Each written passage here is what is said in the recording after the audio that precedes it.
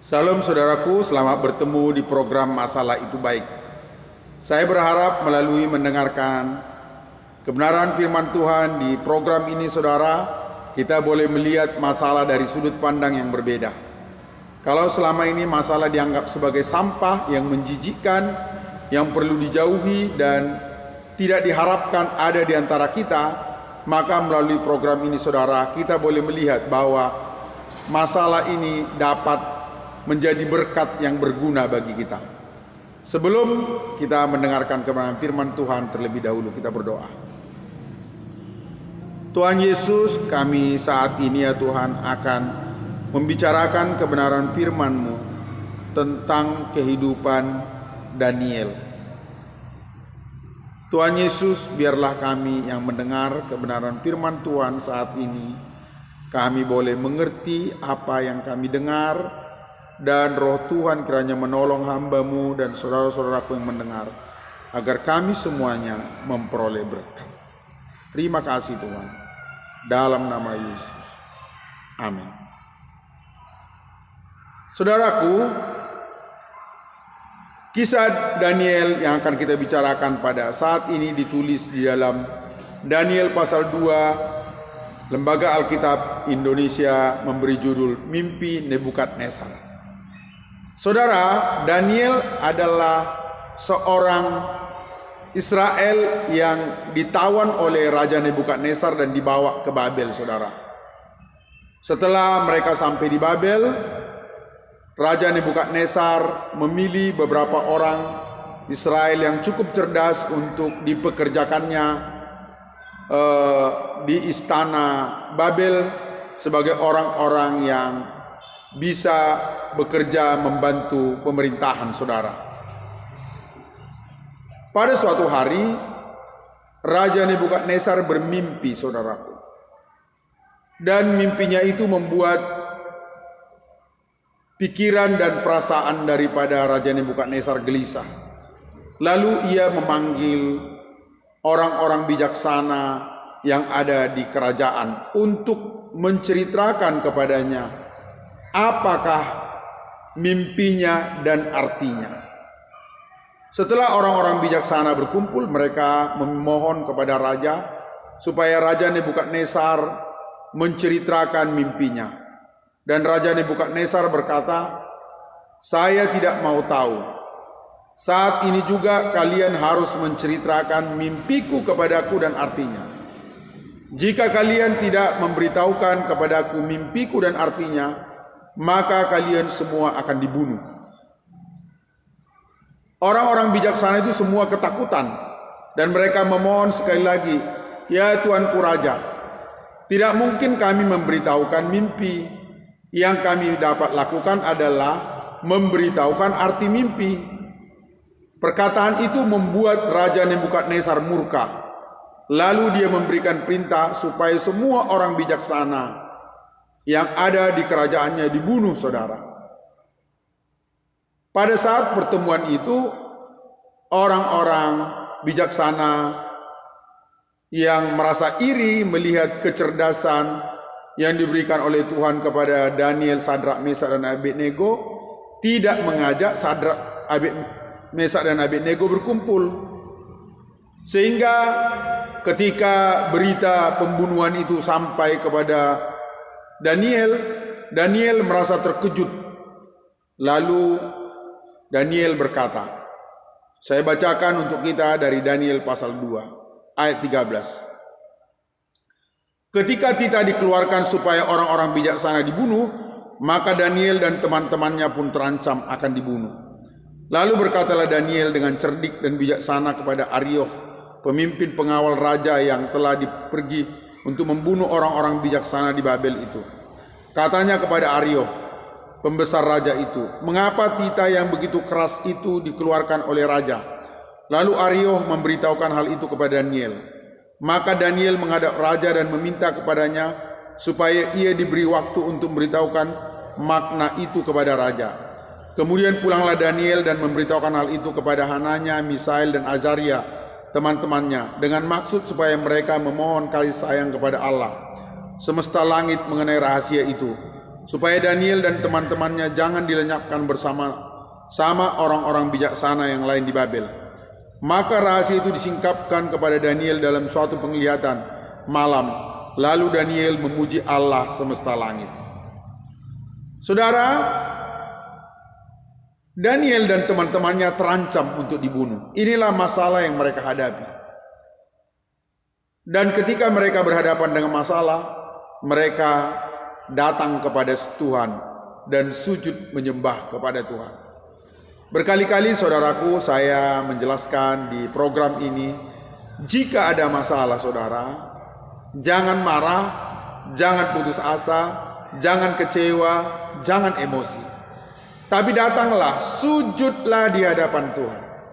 Matius 11 ayat 28, saudaraku berkata, marilah kepadaku semua yang letih, lesu dan berbeban berat. Aku akan memberikan kelegaan kepadamu. Saat ada masalah saudara dan kita datang kepada Tuhan, maka kita akan memperoleh berkat dari Tuhan. Saat Daniel, Sadrak, Mesak, Abednego mereka terancam untuk dibunuh oleh raja, maka yang mereka lakukan adalah sujud di hadapan Tuhan. Saat mereka sujud di hadapan Tuhan, saat itu juga pertolongan Tuhan dinyatakan. Ada jalan keluar bagi masalah yang mereka hadapi. Kemudian saudara, setelah mendapat pewahyuan dari Tuhan mengenai mimpi daripada Raja Nebukadnezar, lalu Daniel datang menghadap Raja Nebukadnezar dan berkata, "Ya Raja, tuanku melihat suatu penglihatan, yakni sebuah patung yang amat besar. Patung ini tinggi, berkilau-kilauan luar biasa, tegak di hadapan tuanku dan tampak mendahsyatkan. Adapun patung itu, kepalanya dari emas tua, dada dan lengannya dari perak, perut dan pinggangnya dari tembaga, sedang pahanya dari besi dengan kakinya sebagian dari besi dan sebagian lagi dari tanah liat. Sementara tuanku melihatnya, terungkit lepas sebuah batu tanpa perbuatan tangan manusia, lalu menimpa patung itu tepat pada kakinya yang dari besi dan tanah liat itu sehingga remuk.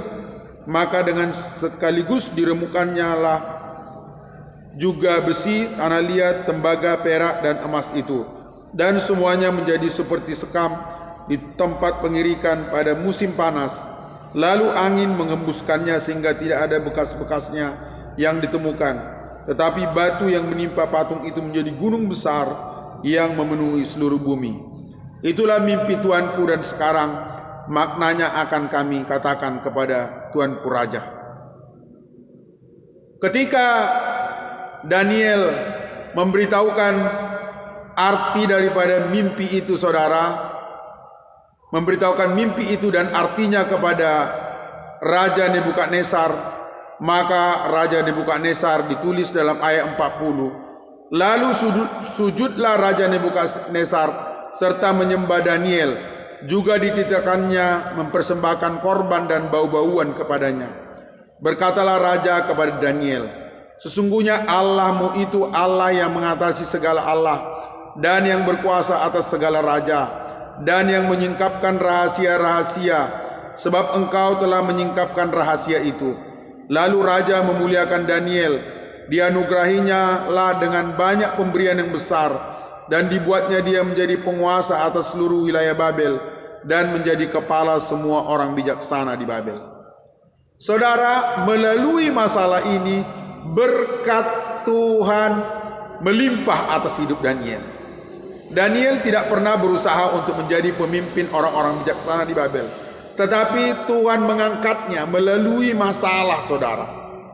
Melalui masalah ini saudara, Daniel diberi jabatan oleh raja untuk mengurus wilayah ibu kota kerajaan.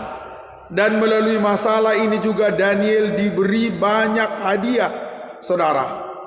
Karena itu tidak salah kalau pada hari ini Anda melihat judul daripada kebenaran firman Tuhan adalah masalah dapat mendatangkan berkat.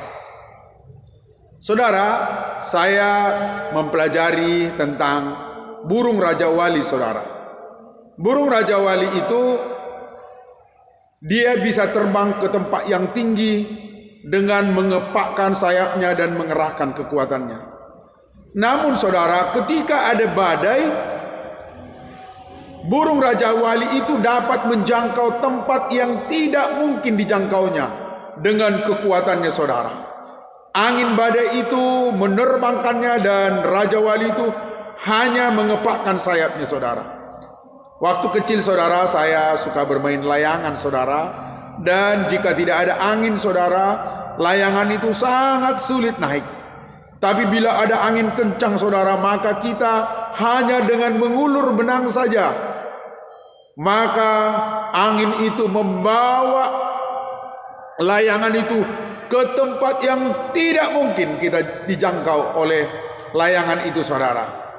Saudara, mungkin saudara sedang menghadapi problem, merasa tertekan, ketika merasa tidak ada kemajuan, hidup rasanya stagnan, ekonomi merasa seperti itu saja, pelayanan yang kita layani mungkin sepertinya kita merasa hanya berputar-putar dari satu titik ke titik yang lain, saudara, tidak ada pergerakan, saudara.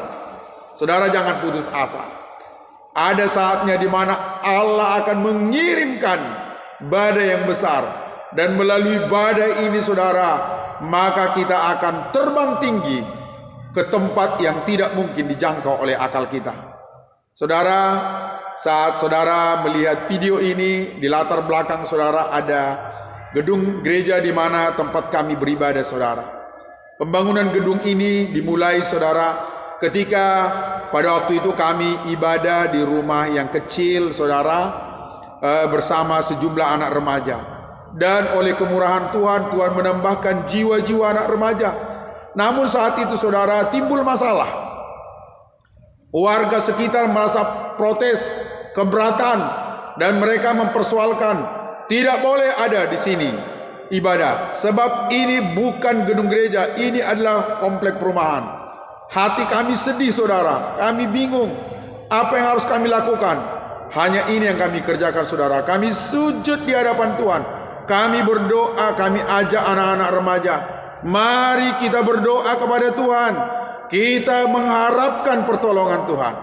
Dan saudaraku, apa yang terjadi saat kami berdoa, saat kami berseru kepada Tuhan, Tuhan membuka jalan bagi kami, sehingga saudara, kami peroleh tanah yang cukup luas dan dibangun gedung ini, saudara. Jika warga sekitar, tetangga-tetangga kami tidak membuat resolusi, tidak mempersoalkan kami berada di tempat itu, maka saya tahu, saudara, bahwa kami semua akan tetap berada di rumah yang kecil itu, saudara. Tapi masalah itu, saudara, adalah cara Tuhan untuk membuat kami memperoleh berkat, saudara. Terlalu banyak kisah dalam kehidupan saya bagaimana berkat-berkat Tuhan, saudara, dicurahkan atas kami melalui masalah. Suatu hari, saudara, gedung tempat ibadah kami, saudara, semua barang-barang alat musik dicuri, saudara. Hati kami sedih. Waktu itu, saudara, keuangan kami tidak seberapa, kami juga sulit dan susah, saudara.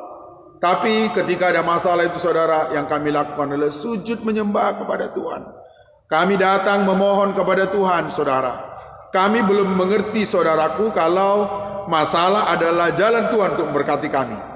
Namun, saudara, dengan cara yang ajaib, Tuhan mempertemukan kami dengan seorang ibu yang sebelumnya kami tidak kenal, dan kami menceritakan kepadanya, saudara, bahwa kami sekarang sedang mengalami masalah dengan kehilangan alat-alat musik, saudara. Lalu ibu tersebut dengan murah hati membelikan alat musik pengganti dari barang yang hilang itu, saudara. Dan alat musik yang hilang itu, saudara, sebenarnya adalah alat musik yang sudah rusak, saudara. Dan pemain musik pada masa itu sudah sering berkata, "Pak Pendeta, kapankah alat musik ini diganti?" Dan Tuhan memberkati kami melalui alat musik itu dicuri, saudara. Dan setelah itu Tuhan menggantinya dengan yang baru. Karena itu ketika saya menghadapi masalah, saudara, saya sangat yakin bahwa ada berkat di balik masalah yang saya hadapi. Saya mendorong saudara-saudara yang hari ini menghadapi masalah, jangan frustasi, jangan putus asa, jangan marah, jangan kecewa. Percayalah, ada berkat di balik masalah yang saudara hadapi. Kita berdoa. Tuhan Yesus, terima kasih Tuhan, kami sudah mendengarkan kebenaran firman. Ada berkat di balik masalah yang kami hadapi. Tuhan, tolonglah kami, biarlah saudara-saudaraku yang sekarang menghadapi masalah, mereka kuat, iman mereka teguh setelah mereka mendengarkan kebenaran firman Tuhan ini. Terpujilah namamu Tuhan. Dalam nama Yesus kami berdoa. Amin.